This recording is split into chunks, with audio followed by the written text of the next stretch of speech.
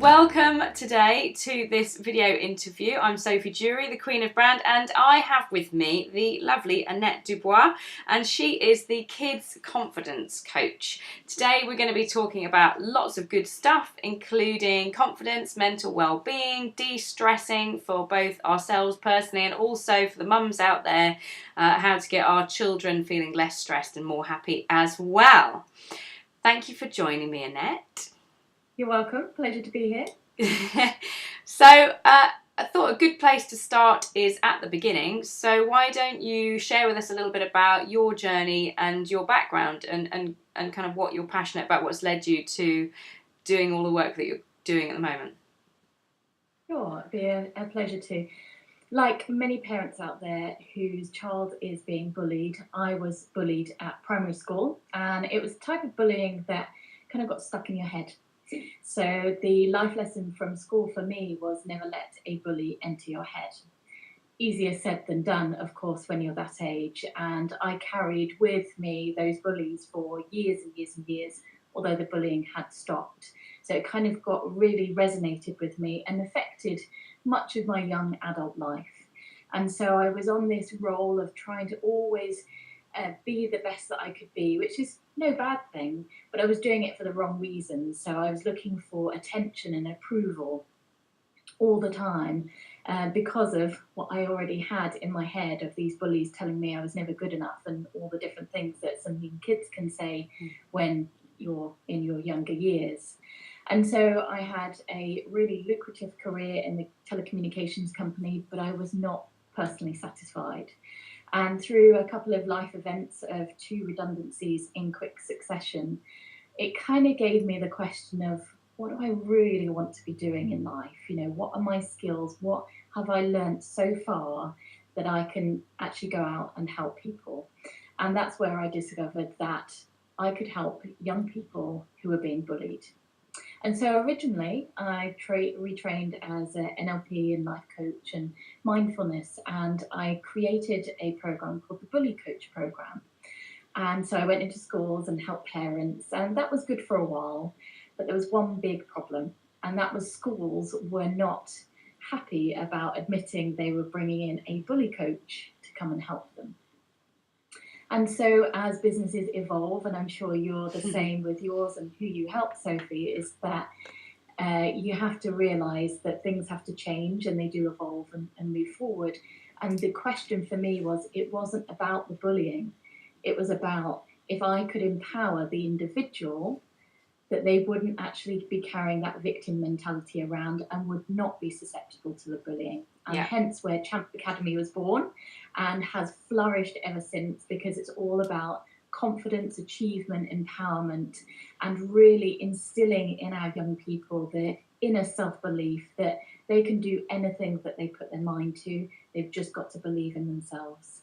So that's where we are today. I've helped hundreds of thousands of children all over the world through my product programs and coaching, and I am completely privileged that parents have put their trust in me to help their children forward. Which is fantastic. I mean, it's great. You know, I'm sure most mums, well, all mums, I would like to think, would, you know, one of the main things that we want for our children is happiness and confidence, because it's such an important part of life. The happiness, obviously, for all of us generally, and confidence going forward, it can affect so many different things. It makes sense with the transition as well, because you obviously then embrace the end benefit rather than the root cause, which is always a positive shift. And then obviously that positive shift creates ripples further down, doesn't it? So obviously your main business is helping create confident and happy young people. So what sort of things, obviously we can talk about as well techniques that can help the mums as well, can't we? And as business women in general, because a lot of obviously the people watching this are going to be business women, so they're going to be looking for tips as well for how they might be able to get more confident and less stressed. So we can cover that as well as we go forward. For the mums who are potentially looking at children, or even for us who have friends maybe in business, are there any particular signs that we can look out for that you think, you know, you know, when someone's trying to mask the fact that they're feeling underconfident, unhappy, and you're kind of bumbling through and saying, yeah, everything's fine.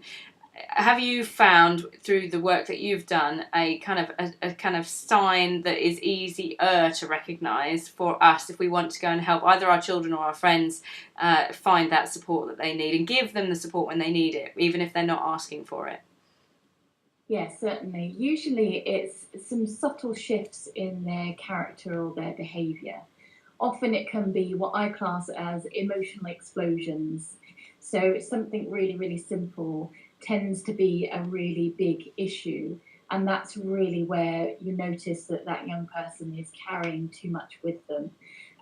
Also, the very simple things that you ask young people to do or children to do, like clean their room, or when they forget quite a lot of things, usually it means that their mind is full of something else. And I call it mind jam, a bit like a traffic jam where you're travelling along and everything's going fine, and then all of a sudden you come to a stop, all the traffic is jammed up together, and you end up getting frustrated and stressed about it. And that's usually what happens in our mind if we don't deal with the thoughts and the feelings and emotions there and then, whether that's taking action on them or letting them go, then they all jam up together. And whilst we're talking about young people, they still experience lots of different stresses and pressures. And life is much more complex than perhaps in your or I day when we were growing up. It seemed so much simple or simpler. There wasn't the mix of social media and all the other pressures that come for young people now. And so usually some kind of out of character behaviour is one of the first signs that you'll notice. Yeah, I can certainly resonate with a mind jam. I'm getting forgetful. Yeah, of course you do, don't you? Whenever you've got so much going on, it's very difficult. You can only process so much, can't you, before you just kind of go, I can't even cope with this any longer, I just can't function. Yeah. So if we see that in our children or in our friends, what are the best kind of things to do to try and support them in that? Do you point it out that they're feeling a bit stressed? Do you kind of take action and say, come on, let's go, we're going to go for a walk, I don't care what you're doing, we're going to go decamp? What kind of things would you say would be a good first point of action if you're noticing stress signals? For some, it's just simply using breathing exercises that can really help, or like you mentioned, kind of going out for a walk and just kind of getting out of that environment. That can be really helpful. Sometimes the worst question that can be asked is everything okay? Mm. Because it's like clamped shut. Oh, no, there's no problem, there's no problem, there's no problem. And of course, there is a problem, or there's a potential problem. So being able to use a different technique, and this is going to be individual for every child and every parent, but simple things like a happiness list and a worry list can be the best things. We're all into lists. I'm sure you and your clients are into. I love a list. So different things. Well, in order to get over that mind jam, initially, it can be quite easy to get those worries out on a list. But then we've also got to match it with positivity as well. So a happiness list is all about the things that make them happy. What is it? And sometimes that is the key that a parent needs to really start understanding where their child is in terms of maybe what's going on at school, their friendships, maybe their schoolwork, or maybe just the collection of stress that they're feeling. And that is one of the simplest ways for them to be able to get that information out without sort of dragging it out, if you know what I mean. And that can be really helpful for them then to know what is the next step. Is it, right, just dropping everything and going out to the movies? Is it, going out to your favourite cupcake shop or whatever it is? Is it doing something completely different just to get that child out of that sort of situation and that mood, so that then there's some more positive steps forward? That's a really good one, actually, isn't it? Because having a worry list and a happiness list is something you could do with a child of any age, and you could make it sort of a family activity, couldn't you? That we're all going to write our lists, and then you've got a really good insight, which is hugely insightful and powerful without them realising that how revealing that is. Yeah. I like that a lot. And of course, from a business perspective, that's a really great tool as well to write things down. I mean, I always say when it came up on a Facebook feed the other day, so one of my friends said, I'm so stressed. I said, you just got to get it out of your head, get it on paper. I like the idea of having a worry list and a happiness list side by side. And obviously, they take time, don't they, to create these things. Sometimes you've got to sit down for a little while to really get through that clutter that's in your brain and allow yourself to admit that it's also a problem, a worry, or a happiness. Well, something that does is obviously, yes, it gets it out your head, but we, as our brains, can't function on thinking about two things at once, and that's where the main stress comes from. And we are brilliant as women at multitasking. We are the queens of multitasking, okay? But there is one thing that really does affect our brain. It's probably the most damaging thing that you can do for your brain. There were reports recently that it's more damaging than smoking marijuana, okay? So multitasking is not a good thing. We think it is, but actually all it does is create more stress because we never actually get to complete one thing before we move on to the next. And then you end the day with so many uncompleted things, it causes a huge dissatisfaction. So a worry list is perfect for actually being able to deal with things when you need to, or simply let them go. We all have energy vampires in our lives where they kind of suck the energy out of you, and we have to then decide whether we spend less time with them or we deal with them in a different way. And so having some kind of worry list means that we can either let things go or take action on them. So what it does at the end of the day means that you're more satisfied, you're less stressed, and more importantly, you sleep better. Which we all need. Need our beauty sleep. Well, particularly for kids as well. There's so many kids that I help from 7 to, I think, probably about 14, that age span, is that they struggle to drop off to sleep, but also they're getting up and down 2, 3, 4 times a night, which of course affects the whole family, doesn't it? Because you're aware that they're getting up. You as the parent then gets sort of stressed and worried, concerned, and then it just affects everything. And if you don't have enough sleep, you can't think straight, you can't function, and it creates that real negative cycle. Yeah, well, it definitely strikes a chord with me at the moment because my daughter's 16 and going through her GCSEs.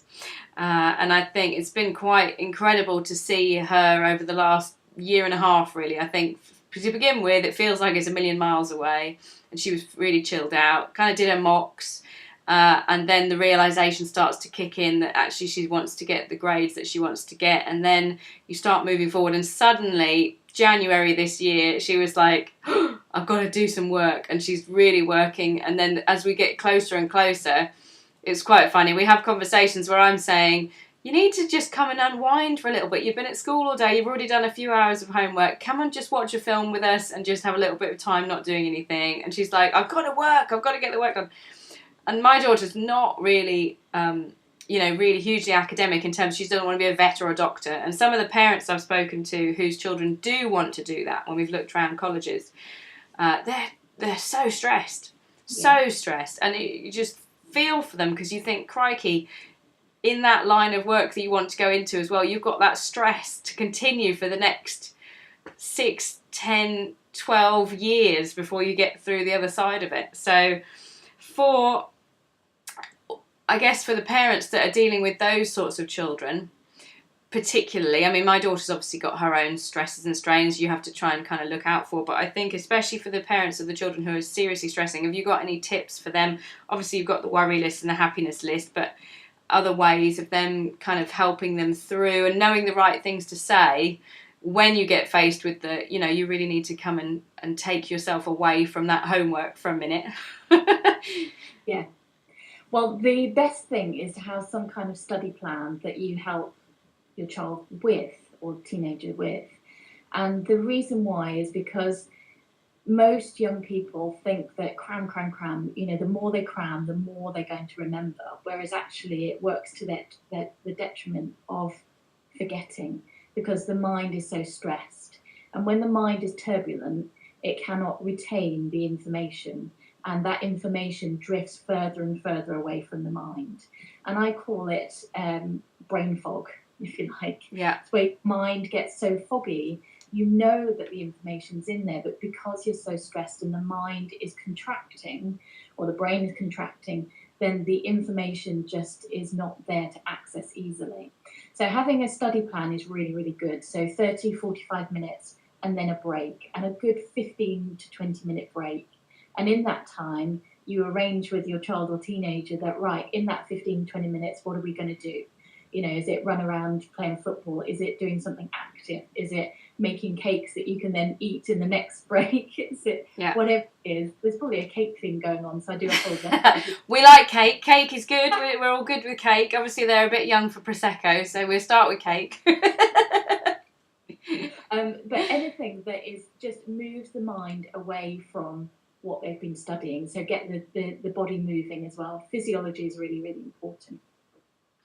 And then just stop asking, are they okay? How's it going? That kind of thing. Just know that with a specific plan and different things that they've got going on, such as, like I say, movement or, you know, some activity in those breaks, then actually it's going to make sure that their study is the best that it can be.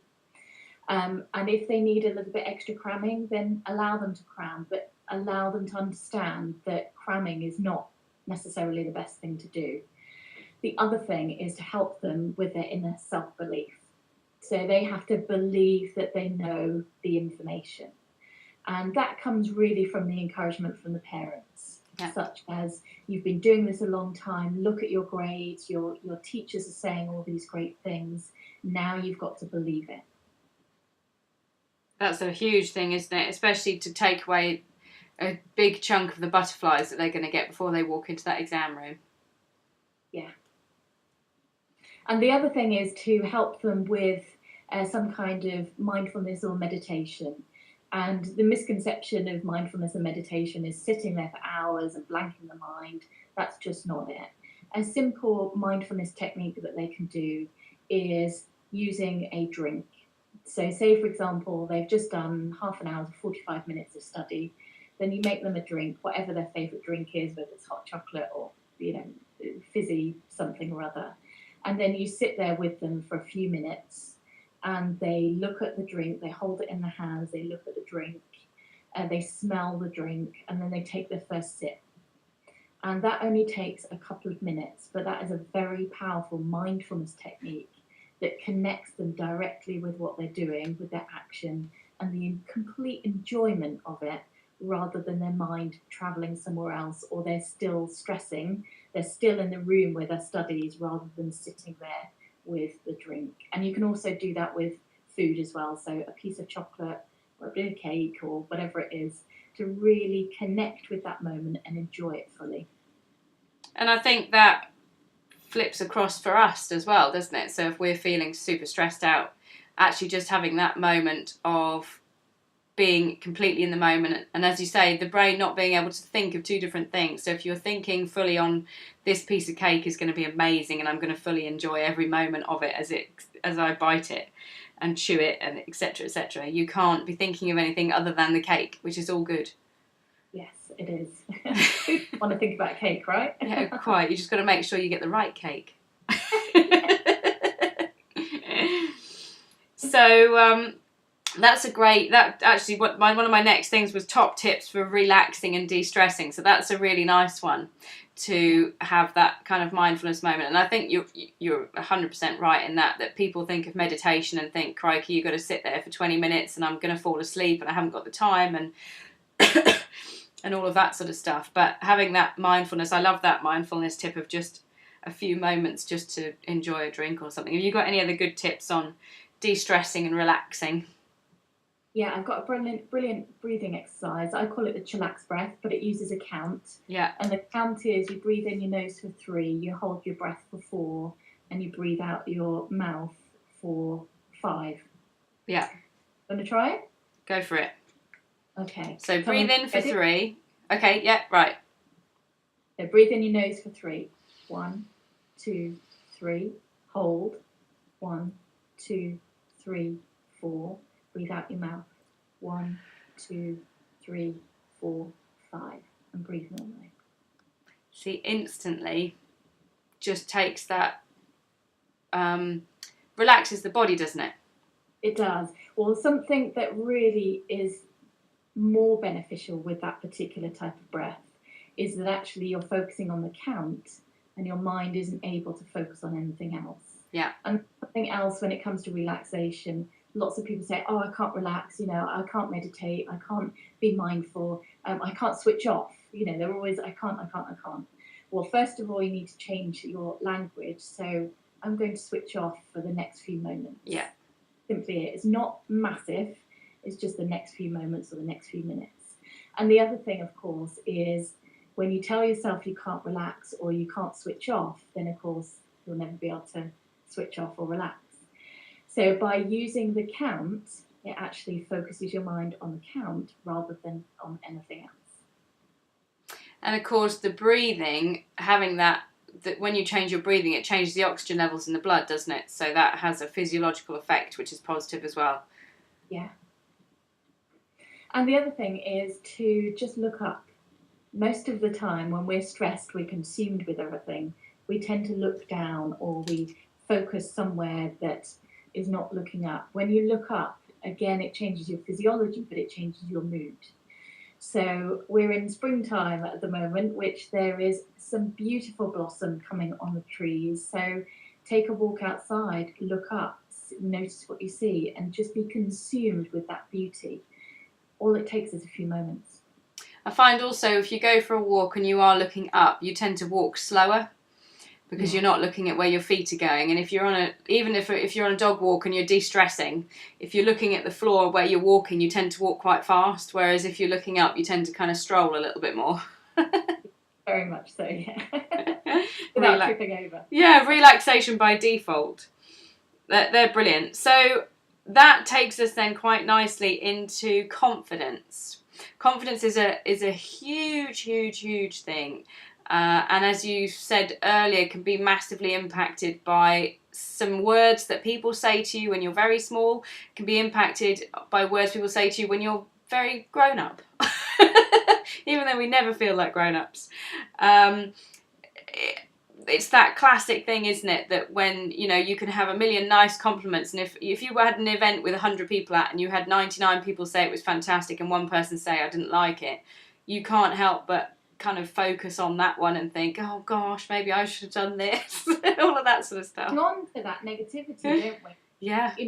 We are negatively wired through our old ancient brain of being chased down the road by tigers and different things. So we have to work incredibly hard on the positive side of things. It's easy to get drawn into all the negativity. And of course, there's so much negativity and fear around us now. You only have to switch on the news or, and of course, being a connected 24/7 society now, everything is everywhere for us to consume, and it tends to be information overload. So yes, we do have to work that much harder on positivity. And of course, that then affects our confidence, and it only if we let it. Now, there's an interesting point, what you kind of used about, if we were doing any kind of event and we got one negative comment or one comment that kind of just sat with us uncomfortably for a little while. Yeah. We always have to remember that good or bad, they're other people's opinions. And my husband always says that opinions are like armpits. We all have them, but some stink. And they're and it's what you think is none of my business. Yeah, and what we have to do is actually say, well, okay, that's their opinion, but by actually saying that, we're being more neutral, we're not being positive or negative about it, and we're not taking it personally.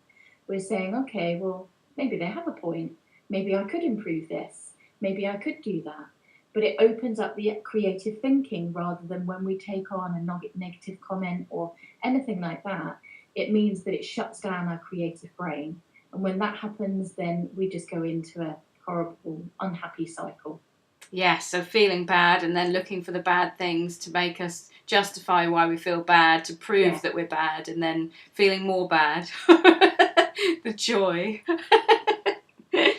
And of course, we also have a tendency as parents to unconsciously and totally not on purpose pass our fears onto our children, which also can have a big impact on their confidence as well, which is a very tricky one, isn't it? Have you got any tips for parents that maybe they don't even realise that they're doing it, but certainly the ones that realise that maybe they are, but they're not quite sure how to quite tackle that one? Yeah, and it is. And it's all about communication, whether non-verbal or verbal. As a couple of examples, body image, both for boys and girls, but that usually comes somewhere along the line with parents. Yeah, it's a and big I thing. hope that I'm not offending any parent in saying that. But the usual things like, oh, look at my big bottom, or, you know, oh, I don't feel very comfortable, oh, I'm really big, and all those kind of things. It resonates with young people when they see that. Dieting, So, talking about dieting. Yeah, anything about body image. So it's all about bringing the positivity into it.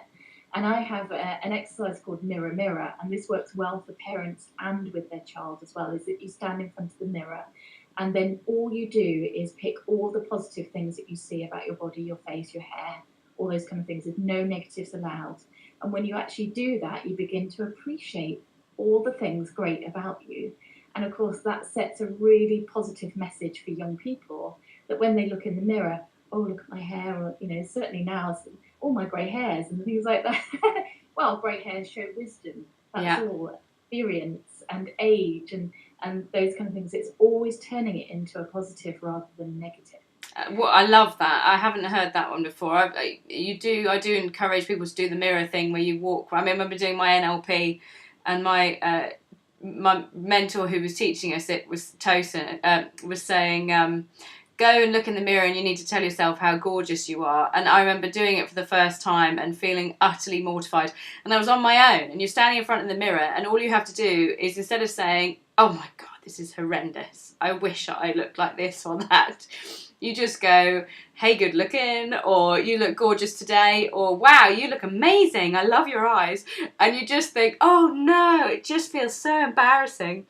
But it's so powerful. It's one of the most powerful things I've ever known. And I love the idea of doing it with your children, because of course you can help them find things, and they can help you find things. Because often they're great teachers, aren't they? They are indeed, yes. We can learn a lot from children. And even where, you know, when children start to sort of grow at different levels, and their friends are growing taller than them, or they're growing out more than them, or anything like that, that's the most important point, because then we can say, well, look at your long legs, they're great for running, or look at your, you know, long fingers, they're great for playing piano or music. Or you're always putting a positive point on it, so that they can then start appreciating everything about their body. Even to the point, if somebody then says, oh, look at your long legs, or tall or skinny or string bean or whatever it is, it makes no difference, because they have that inner self-belief of, I'm good with myself, I'm comfortable with how I'm growing, I like myself, and that's really, really important. And a big thing for me, I realised, again, NLP is a huge thing of discovering so much about yourself, but was that I'd spent years and years and years talking about dieting and being fat and wanting to lose weight, or must get fit, must do that. I can't eat that at the moment because I'm on some diet or other that means I can't eat carbs or whatever. And you suddenly realise, crikey, it was when my daughter was at 4, was the first time she said she thought she was fat, and I just thought, I was horrified. And you realise that it's so much of your language that is creeping down into them. And I think when I did shift from talking about dieting and bits and pieces into talking about health and nutrition, and every time it came up you'd say, no, I'm not doing this to, you know, I'm not eating lots of salads or not eating that for fatness, I'm doing it because I want to feel good and I want to nourish my body, and I want to give myself the best platform to be able to live long and healthily and feel good and feel energized, etc., etc., etc. And kind of almost forcefully pushing that forward, rather than, you know, talking about dieting from a weight perspective. It's just that shift, and that leading by example is a massive thing, isn't it? It is, yes. And the other thing is about compliments. Many people struggle to accept compliments. They tend to push it away with things like, oh, this old dress, oh, I've had it for years, or, or, oh, you've lost weight, or you look great. Oh, do you think so? Oh, I was thinking I was looking, and all that kind of the reframing in the wrong way. Yeah. But actually, when somebody gives you a compliment, always accept it. And most of the time, people will give you compliments when you're with your children. And so that teaches them early on to accept compliments, to say thank you, to really take it on and know that somebody has recognized or noticed something about you that they feel comfortable about commenting on. And that's the most important thing. Otherwise, when people get compliments and they keep pushing it away, then they wonder why those compliments stop. Very good point. And also the compliment side of things, when you give compliments to the children, to frame them in a way that's not necessarily about how they look. And that comes with feedback as well, doesn't it? When you're giving constructive feedback, if you will, if you're telling them off for something, about telling them off because of the behaviour was wrong, not that they are wrong. It's that classic thing, isn't it? Oh, that's so stupid. It's not you're stupid, it's that thing that you did was stupid, or that thing that you did was wrong, or whatever. That's a really big one, which potentially people listening aren't aware of. So maybe you could cover a bit on that. That would be great. Yeah, well, it's capturing the behaviour, good or bad, and then taking the bit that was not good or needed changing and pointing that out, but then also giving them something that they can reference. So, when you did this, well, that wasn't very good. So, next time, if you could do that. So, it gives them some real guidance. They recognise that it was the action or the behaviour that wasn't good, but then you also give them a point of reference for future. So if that situation or scenario was to happen again, they would know exactly what to do differently. So you're kind of always guiding them, but then also giving them that sense of responsibility that, okay, well, if this happens next time, that's what I have to do. Otherwise, I know the consequences. Yeah, because it's hugely tempting, isn't it, when you're cross and they've done something terrible, like, I don't know, set fire to a tea towel because they put it on top of the gas burner, or I don't know, something like that, and you go, oh, that was a ridiculous thing to do, you don't do that, it's so dangerous, rah, rah, rah, rah, rah, rah. And then you think, eek, actually, if I'd have just paused for a moment, taken my deep breath, and then thought, how can I make this into a lesson rather than just me bawling at them because I'm furious and frustrated that I've now got to clear up, or it was dangerous, or I was fearful that they were going to hurt themselves, or whatever. Well, it's a big mix of emotions, and anything that kind of goes wrong like that. But it is a chance for us all to learn a lesson from. And one of the best lessons is actually, like you just said, it's either to take that deep breath, or I call it the mind the gap, and it's finding that space between your thoughts that actually allows you kind of to take that mental step back and say, okay, what's the best thing I can say or do to teach them that they, the action was wrong rather than they are wrong, if that makes sense. 100%. And the thing is, it applies in adult life as well, doesn't it? When you've got staff, or you're dealing with friends or family, or yourself even, because it's very easy to give yourself a good telling off when you've done something you wish you hadn't done, and then you blame yourself, don't you? And that comes back to the confidence thing of your demeanor, you're kind of drilling down on the confidence rather than picking yourself up and saying, it was just something that happened and it's okay, we'll move forward. Well, it's seeing you as separate from the emotion or the event, because often when we get caught up in things, we think that our emotions and our feelings are us, but actually we are separate from them. So if we separate us from the emotion, we get a bit like a helicopter, if you like. We see things as they really are, not worse than they are, and therefore it gives us better perspective. It allows us to be kinder on ourselves, and it allows us to move forward rather than being held back by that maybe one or two negative things that went wrong. Yeah.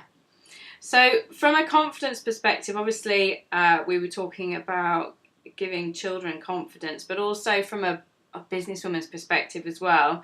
Things like networking, pitching, being visible online. And of course, these are all things that our teenagers, again, we can lead by example by doing, so then they've got a good example to come up. So it's all positive. Have you got any tips for people who are feeling hugely underconfident and would like to be that example that they can set to their children, and would like to step up and maybe go networking but feel terrified of doing that, and maybe don't even know how to take that step to increase their confidence to be able to go? There's usually one big thing that everyone can answer and feel almost instantly confident about, and that is, what is the thing that I'm most fearful of? Yeah, good question. What is the thing that I'm most fearful of? And usually it's about somebody laughing at me, and that comes back to maybe something that happened at school. And when we look at it through our adult eyes, then we're usually able to actually gain perspective over it and say, well, is that really going to happen? And even if somebody did laugh at us or give us a negative comment, we can then use that as our stepping stone forward rather than actually to hold us back. But most of the time it comes to inner self-belief, and for all business women out there, you have a purpose. You are in business for a particular purpose. You don't go into business for accounts unless you're an accountant. You don't go into business for marketing unless you're a marketer. You go into business for a particular purpose. You heard my purpose earlier. I was bullied early in life, and so my dharma, or my purpose in life, was set before me. And by following that purpose, that's where your passion comes from. So when you have passion, everything else starts to fall into place. Yes, you're going to feel nervous, accept that. But then there are certain things that you can do. Put on your, what I call as your power clothes of confidence. You know, when you're doing up your shirt or your suit or putting on your shoes, wear something that is going to give you that extra confidence. When I do like the TEDx and the Sky News and everything that I've been on, I've always worn favourite earrings, and I just touch my earrings just before the camera rolls or I go on stage, and it just instantly thinks, yeah, I'm all right, I can do this. And that's the other thing that you need in your head. We either have protesters or we have cheerleaders, and you have to make sure that you turn down the volume of the protesters and turn up the volume of the cheerleaders. Go Sophie, go Sophie, go, go, go, that kind of thing. Yeah, it might be a bit cringeworthy, but that's what happens in our head. We've got to make sure that we choose the right things that we hear to move us forward rather than hold us back. And of course, the cringeworthy thing actually is a good thing, because even if you are, you know, if you were to say that would be a good thing to do, if I was about to go in and talk somewhere or go to a networking meeting, if I was feeling nervous and I then could imagine you going, go Sophie, go, go, go, it would make me laugh, and then instantly you feel better about the whole thing anyway. So therefore it's all good. Anything that can kind of make you feel a little bit better is fantastic. And I love that. What am I most fearful of? It is that what is the worst thing that could happen is usually not that bad when we really think about it. And there's a famous quote, I think it was Mark Twain, that said, I had many fears in my life, but most never came true. Yeah. And we get into what I call the what if cycle. What if I trip on stage? What if my skirt comes down? What if, are they really going to happen? No, because you're going to make sure that things are in place to make sure that doesn't happen. But our mind plays tricks on us when we become fearful and emotional. So it's actually taking charge of that and saying, okay, well, it's natural to feel nervous. You need that little bit of nerves to kind of give you that edge to keep you thinking sharp. So use those nerves to move you forward rather than hold you back. Yeah, and ultimately life is all about trying things, isn't it? So you're going to feel nervous before you try something new. It's no different to trying a new drink or a new food. On a very small level, there's a part of you that's thinking, oh, what if I don't like it? Yeah. But it's just that on a bigger scale, isn't it? Yeah, it is. I love this, all this good stuff. So we've obviously I could just chat for hours, but everyone knows that. So how do you work with people then? You do coaching sessions, obviously. I know we've obviously talked about businesswomen because a lot of the people that are going to be listening are businesswomen, and also a lot of them are going to be mums. So there's going to be some really, I think everything we've covered so far works really well for helping us with our children and also helping us with ourselves. So that's been brilliant. When you're working, obviously you do coaching sessions, and you do coaching sessions with young people, don't you? I do, yes. I used to start with coaching, and I do most of my coaching via Skype, so a bit like we are really, on video, which is the most beneficial for that young person because they are completely comfortable in their home environment. They don't feel that they've got to, get all the nerves and the anxiety of going somewhere.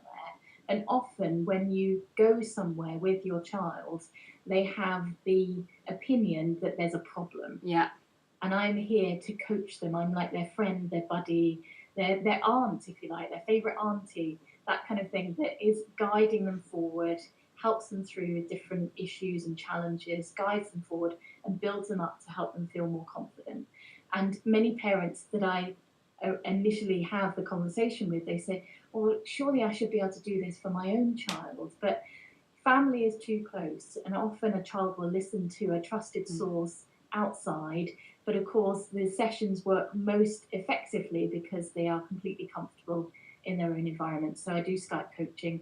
I do also face-to-face, and starting to do more of that as the exam season is well and truly upon us, really. So I do various different workshops. But also I've got programs, webinars, and an app that's out. So all different resources to help lots of young people. I'm also doing the VOOM 2016, so I really hope that once I've done my video that I would eventually get to pitch to Richard Branson, because I am passionate about reaching as many young people as I can. And I've just launched a schools program that's called Transfer Mind, and it's mindfulness in schools, but it also helps to meet the growing demand and quite concerning amount of young people who have mental health issues. And there was a recent report that 1 in 3 pupils in a classroom will have a mental health issue. So we, as taking care of the next generation, we have to take that responsibility and move it forward. So that is my passion for trying to reach as many young people as I can in as many ways that I can. I love that, and it is scary. I know with my daughter over the last few years, you hear stories of things that other children are doing, and the number of children, they're all very openly talking about going to see the counsellor, and they've all got all these traumatic things that are happening, and it's all, I don't remember it being like that when I was that age, and I think it's probably a good thing that they're talking about it, but it does make you worry that because so many people are talking about it, it kind of feels like that's the norm, and then maybe that's something that other children should be trying. I know there's a few things that have gone round that are, it is concerning when you see some of the things that are happening, isn't it, with our little ones today. And I think, a lot of the stuff we've talked about today as well, even if our children are quite confident and quite happy, there's always things that can help them in that way. But very importantly, teaching them the skills that mean that they can positively help their friends as well, so they feel able to do something positive rather than stand on the sidelines and just kind of get swept into that world of negativity, which is so easy to get swept up into, isn't it? That whole kind of this is a big drama and I'm here to support you, but actually you're not really helping. But also that young person then ingests it and takes it on and feels like, they're not helping their friend, so takes on that worry and emotion, and then it affects them, and so it goes on. Whereas we need young people with inner strength, with better resilience to say, okay, well, these challenges are going to come up, these disappointments are going to come up, and we've had an educational system which over the years has created a non-competitive environment. And in some ways, that's not healthy for young people, because when you get in the world of business, whether you're working for yourself or for somebody else, there is competition. There's always going to be comparisons between you and the next person, whether that's going for an interview or a job promotion or anything like that. And so therefore, those young people need those skills to know how to fail, but what actually to do when they fail. You know, are they going to take it on as such a big drama that is like the end of their life, or actually are they going to say, right, this is my moment to push myself forward? And that's the kind of skills that our young people need these days. 100%, 100%. So you mentioned an app. Obviously, apps are big things at the moment, especially for our youth. So I would imagine that's probably quite a good thing. What sort of thing does that have as part of it? It has helpful tips and videos and different articles and things that, you know, I'm trying to reach young people in the medium that they use. And most of the time now they've got mobiles. I know young people who at the age of 7 and 8 have mobile phones or iPods or different devices that they can use with the apps, so that they can have different, there's different themes on there. And also I've been running a lot more webinars that has really resonated with young people. Obviously the parent attends as well, but the webinar is great because I can talk them through a particular topic, and one that has been incredibly busy every time I've done it is my how to remove haters and meanies and frenemies. And of course there is a huge thing, especially online now, social media, where people are getting haters and, you know, I call them meanies as well, and all those kind of things. Actually, how do they deal with them rather than taking it on and really making them feel so awful and unhappy? It's actually how can they use it to move themselves forward, and that's been really, really popular.